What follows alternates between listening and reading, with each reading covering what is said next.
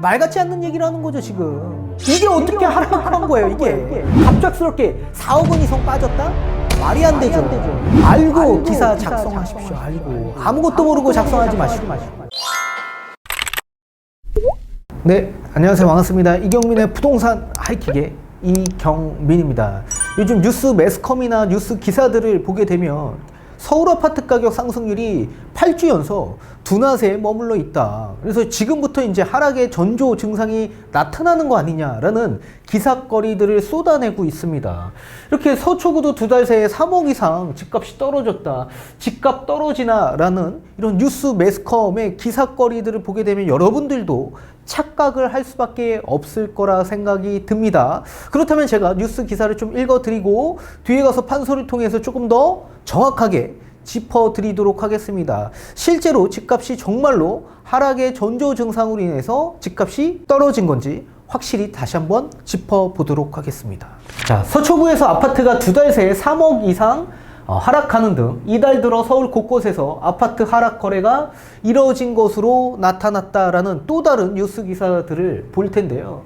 이 박상혁 더불어민주당 의원이 국토부에서 제출받은 서울 지역 주요 아파트 실거래가 동향에 따르면 이달 초 서울 지역에서 아파트 매매가가 하락한 것으로 집계가 됐다라고 밝혔습니다. 이 박 의원실에서 의하면 서울 송파구 잠실동에 있는 리센츠 있죠. 이 리센츠의 소형 평수 아파트 가격이 종전 거래 가격이 12억 7,500만 원에 거래가 찍혔었는데 이보다 약 11% 하락한 11억 3천만 원에 거래가 됐다라고 밝혔고요. 이 방배동의 방배 레미안타워 아파트도 30평대 후반대인데요. 지난 1일 직전 실거래가보다 약 4천만 원이나 떨어진 19억 4천만 원에 매매가 됐다라고 조사가 되었다라고 합니다.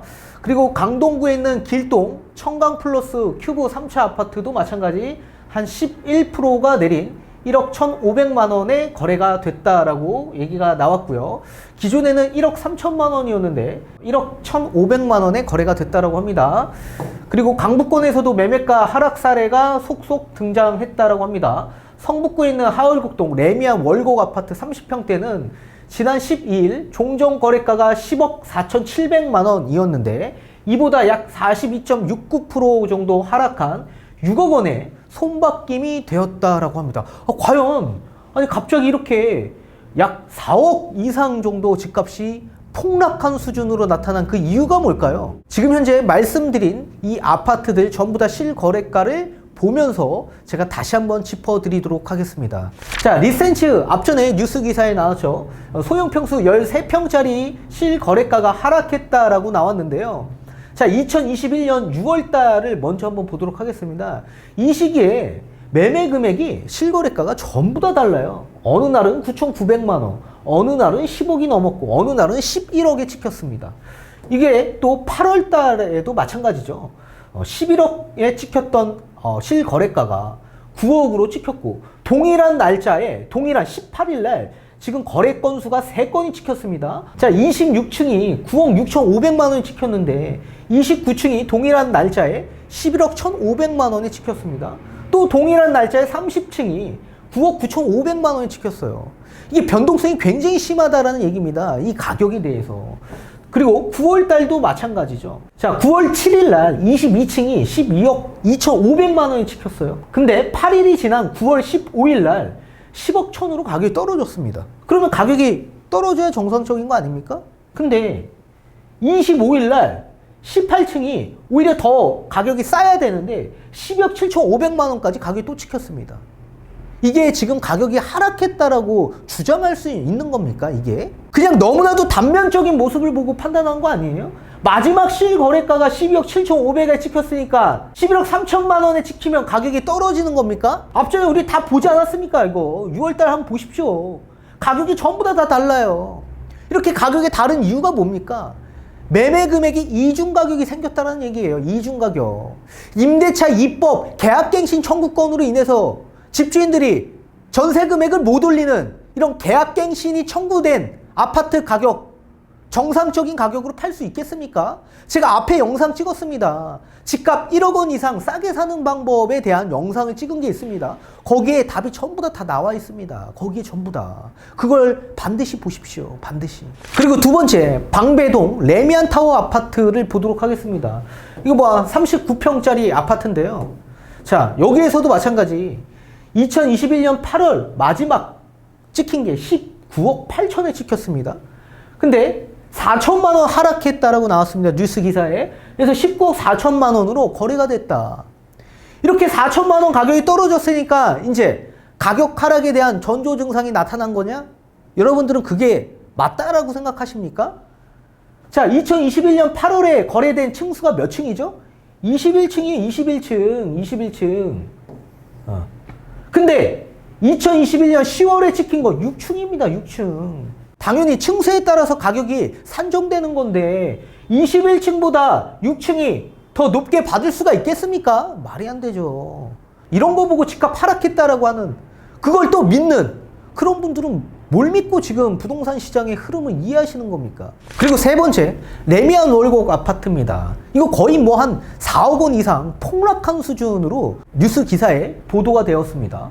자, 레미안 월곡 30평대 실거래가를 한번 보도록 하겠습니다. 자, 실거래가를 쭉 보면 2020년 12월부터 9억 5천에서 계속 거래가 찍히면서 9억 8천까지 올라가고 10억까지 가격이 올라가면서 계속 가격이 10억대로 올라갔습니다. 이러다가 2021년 7월 달에 10억 4천이었던 게 얼마로 떨어졌냐면 6억으로 떨어졌어요. 이게 6억으로. 약 4억 4,700만 원이 가격이 떨어진 거죠. 그러면 이게 정상적인 거래라고 여러분들은 생각이 드십니까? 그럼 여러분들은 어떤 생각이 드십니까? 약 마이너스 4억 거의 5천만 원이 떨어졌다라고 하면 여러분들은 아, 집값 폭락한 수준이구나 라고 생각이 드시는 겁니까? 지금 여러 부동산에 대한 규제 정책으로 인해서 집을 팔고 싶어도 팔지 못하시는 분들도 계시고요. 그리고 집을 팔면 손해라고 생각하시는 분들 굉장히 많습니다. 그러면 이 좋은 물건을 누구한테 넘기겠습니까? 여러분들의 자녀한테 넘기는 게 훨씬 더 이득이 크실 겁니다. 생판 모르는 남들한테 내 좋은 물건을 파는 바에는 여러분들의 직계존 비속한테 저가 매매하거나 또는 증여하는 경우가 생길 수가 있겠죠. 이거 전부 다 뭐예요? 증여 또는 저가 매매다. 저가 매매. 가족 간의 저가 매매가 가능합니다. 지금 이걸로 보여요. 제가 판단할 때. 그 이유를 뒤에 가서 판서를 통해서 좀 더 자세히 풀어드리도록 하겠습니다. 자, 앞서서 본 것처럼 아파트 가격이 하락한 걸까요? 하락한 게 아니죠. 하락한 것처럼 보이는 겁니다. 이게 규제에 대한 착시 효과 때문에 그래요. 착시 효과 때문에. 자, 첫 번째 이유가 있습니다. 매매에 이중 가격이 생겨났기 때문에 그렇습니다. 이 이중 가격이 생겨난 가장 큰 이유는 이 투자자의 물건과 실거주자의 물건이 가격이 다르게 나오기 때문에 그렇습니다. 제가 앞전 영상을 찍었습니다. 집값 1억 원 정도 싸게 사는 방법이라는 영상을 찍었기 때문에 그 영상을 좀 보고 오시는 게 좋으실 것 같고요. 이 투자자 물건들이 피치 못할 사정으로 내가 매도할 경우에 전세가 껴져 있는데 이 전세는 계약 갱신이 된 전세 금액이기 때문에 투자 금액이 많이 들어갈 수밖에 없습니다. 이에 반해 실거주하신 분들의 물건은 전세 금액을 내 맘대로 올릴 수 있기 때문에 매수인 입장에서 훨씬 더 매력이 클 수밖에 없을 겁니다. 따라서 투자자의 물건은 실거주자의 물건보다 훨씬 더 싸게 나올 수밖에 없다라는 얘기입니다. 자, 앞서서 우리 리센치의 가격 추이를 좀 보시지 않았습니까? 같은 날에 나와 있는 실거래가도 뭐 거의 1억 원 이상 차이가 나지 않았습니까? 그런 건 전부 다 뭐예요? 투자자의 물건이 싸게 나온 거다. 실거주자의 물건들이 좀 더 비싸게 팔 수밖에 없는 겁니다. 이게 임대차 입법 계약갱신권 때문에 나온 규제 정책으로 인해서 지속적인 이런 이중 가격들이 생겨나게 된 이유이기도 합니다. 그런 가운데 값싼 물건이 나왔다라고 해서 집값이 떨어지는 겁니까? 아니지 않습니까? 아니지 않습니까? 규제 정책이 나오는 걸 이해하셔야죠. 규제 정책이 나오는 걸. 그리고 두 번째, 이 층수와 동해에 따라서 금액이 상이할 수밖에 없습니다. 이게 어떻게 똑같습니까? 아, 층수의 개념도 있는데 앞서서 우리 저기 방배동에 있는 아파트 보지 않았습니까? 비싸게 팔린 이유가 뭐예요? 층수가 높기 때문에 오히려 프리미엄이 얹어져 있기 때문에 비싸게 팔 수밖에 없고, 층수가 조금 낮은 물건들은 당연히 높은 층수보다는 조금 더 저렴하게 팔릴 수밖에 없지 않겠습니까? 그리고 동에 따라서도 금액이 달라질 수 있는 거죠. 우리가 핵심 동, 핵심 입지 조건에 위치하고 있는 동 같은 경우에는 입지에 좀 떨어져 있는 동보다는 당연히 프리미엄이 더 얹어질 수밖에 없지 않겠습니까? 거기에 따른 금액 상이가 있는데 이거를 집값 하락했다라고 조장하는 뉴스 매스컴들은 뭐 하는 겁니까? 뭐 하는 거예요? 자, 그리고 세 번째, 이 증여와 함께 가족 간에 저가 매매가 있을 수가 있는 겁니다. 저가 매매. 지금 증여 건수가 엄청나게 나오지 않습니까? 아니, 생각해 보십시오. 지금 4억 원 이상 떨어졌습니다. 4억 원 이상. 말이 됩니까? 말이 안 되는 거예요. 그럼 뭔가 이유가 있는 거 아닙니까? 이유는 뭐예요? 싸게 팔았다면. 증여 아니면 가족 간에 저가 매매 한 거다. 저가 매매. 자, 집게 좋은 비속 간에 가족 간에서도요, 매매가 가능합니다. 근데 다만 일정 부분 그 금액을 초과할 경우에 증여로 보기 때문에 일정 부분에 증여세를 또 내야 되는 부분도 있고요. 양도세도 내야 됩니다. 그렇지만 만약에 9억 원 이하인 비과세 물건이거나 또는 9억이 조금 초과된다라고 하더라도 일정 부분 세금을 낼 분들은 그런 1세대 1주택 같은 경우에는 저가 매매로 양도할 수 있습니다. 차라리 양도하고 가족 간에 자녀한테 양도하고 새로운 집 사시면 되는 거 아닙니까? 이사 가실 때 굳이 다른 사람한테 이 좋은 물건을 팔 필요가 없는 거죠. 내 자녀한테 저가 매매로 매매할 수 있다라는 얘기입니다. 자, 그럼 한번 계산을 해보도록 하겠습니다. 시가에 대가를 뺀 금액이 시가의 30% 또는 3억 원 중에 적은 금액보다 높을 경우에 증여로 보는 겁니다. 증여로 봐요. 이거 증여로. 그렇다면 시가와 대가를 뺀 금액이 시가의 30% 또는 3억 원 적은 금액보다 적으면 증여가 없는 거 아닙니까? 그죠? 증여가 없는 거예요. 자, 그러면 앞전에 우리가 본 것처럼 레미안 월곡 아파트를 대입해서 한번 보도록 하겠습니다. 레미안 월곡 아파트 전 실거래가가 얼마였습니까? 10억 5천이었습니다. 10억 5천. 그러면 시가를 10억 5천으로 보고요. 대가가 얼마였습니까? 얼마에 거래됐어요? 6억에 거래가 됐다라고 합니다. 6억에. 그렇다면 따라서 금액은 얼마 되는 겁니까? 약 4억 5천이 되는 거예요. 4억 5천. 자, 그런데 시가의 30%면 얼마입니까? 10억 5천의 30% 또는 3억 원보다 적은 금액. 당연히 3억 원이 더 적은 금액이죠. 그러면 3억 원보다 적은 금액을 봤을 때 약 1억 5천의 차이가 납니다. 1억 5천. 이 1억 5천을 증여로 보는 거예요. 증여. 이걸 증여 재산가액으로 봅니다. 증여 재산가액. 자, 그렇다면 이거 증여세를 계산하게 된다면 증여세 얼마 나오는 겁니까? 약 970만 원 나와요. 970만 원. 이거밖에 안 나옵니다. 그렇다면 돈이 있는 자녀 같은 경우에 수중에 한 3억대 이상 있는 자녀 같은 경우에 증여세 얼마 나와요? 6억 원짜리 부모님한테 이거 저가 매매 해가지고 대출 받아서 저가 매매 했습니다. 그래서 내가 여기 전입했어요. 그리고 나서 증여세 얼마 받아요? 970만 원 받아. 그러면 3억밖에 없는, 3, 4억밖에 없는 자녀가 10억 5천만 원짜리 아파트 살 수 있습니까? 못 사잖아요. 근데 6억 원짜리 부모님한테 내가 저가 매매한 거예요. 저가 매매. 그리고 나서 증여세 얼마 받아요?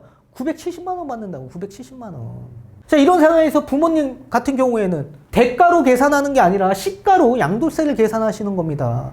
근데 만약에 1세대 1주택 비과세 요건을 충족하신 분이시라면 당연히 9억 원 이하 같은 경우에는 세금을 안 내지만 시가 10억 5천으로 양도세를 계산할 수밖에 없기 때문에 9억이 초과되는 부분을 일정 부분 양도세 계산을 했을 때 세금이 얼마 나오냐. 양도세 약 470만 원밖에 안 나옵니다. 470만 원. 부모님은 양도세 470만 원 내고 자녀는 증여세 970만 원 내면 부모님 집 내가 물려받을 수 있나요? 없나요? 물려받을 수 있다고. 이런 물건들이 지금 나오고 있다고요. 이런 물건들이 나오고 있는데 이게 지금 하락한 겁니까? 말 같지 않는 얘기를 하는 거죠, 지금. 이게 어떻게 하락한 거예요, 이게. 아니, 그동안 층층이 가격이 쌓이면서 8억대에서 9억대, 9억대에서 10억대까지 이게 한두 건의 거래가 아니라 다여섯 건 이상의 10억 원대의 가격이 층층이 쌓였는데 이게 갑작스럽게 4억 원 이상 빠졌다? 말이 안 되죠. 집값이 빠질 요인들이 없는데 갑자기 4억 원 이상 빠진 이유는 뭐예요? 증여 또는 가족 간에 저가 매매했기 때문에 그렇다. 알고 기사 작성하십시오. 알고. 아무것도 모르고 작성하지 마시고요. 아무튼 여러분들 이런 하락론자, 이런 폭락론자, 이런 이상한 매스컴들 뉴스 기사 보시고 오판하지 마십시오. 오판하지 마십시오. 지금은 집값이 상승해야 될 시기예요. 이해되시죠? 오늘 여기까지 말씀을 드리고 다음 시간에 또 찾아뵙도록 하겠습니다.